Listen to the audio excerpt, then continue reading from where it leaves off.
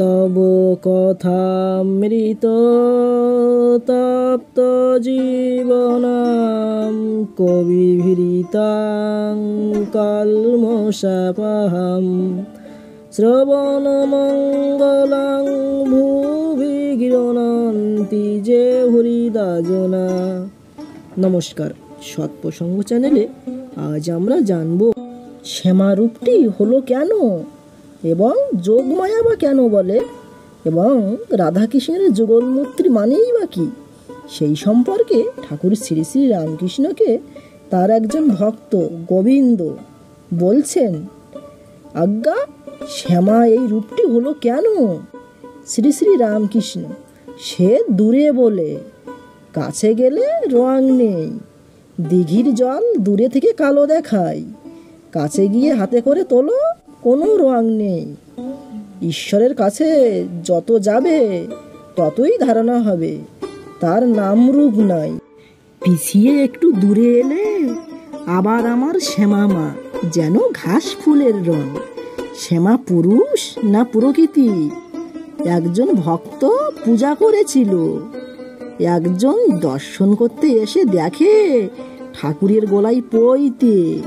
সে বললে, তুমি মার গলায় পইতে পরিয়ে রেখেছ?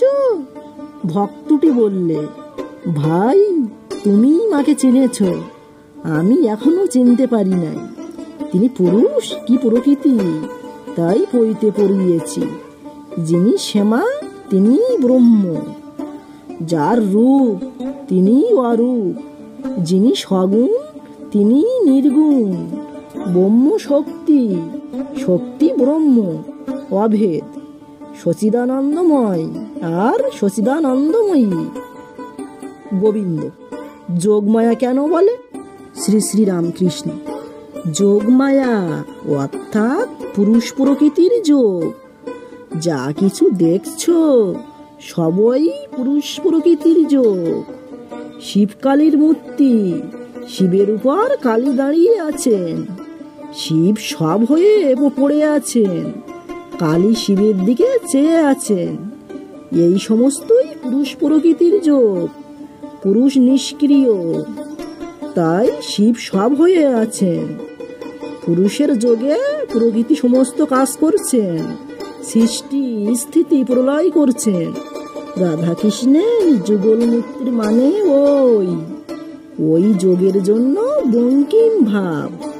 সেই যোগ দেখবার জন্যই শ্রীকৃষ্ণের নাকে মুক্তা, শ্রীমতীর নাকে নীল পাথর, শ্রীমতীর গৌর বরণ মুক্তার ন্যায় উজ্জ্বল, শ্রীকৃষ্ণের শ্যামবর্ণ তাই শ্রীমতীর নীল পাথর। আবার শ্রীকৃষ্ণ পীত বসন ও শ্রীমতী নীল বসন পরেছেন।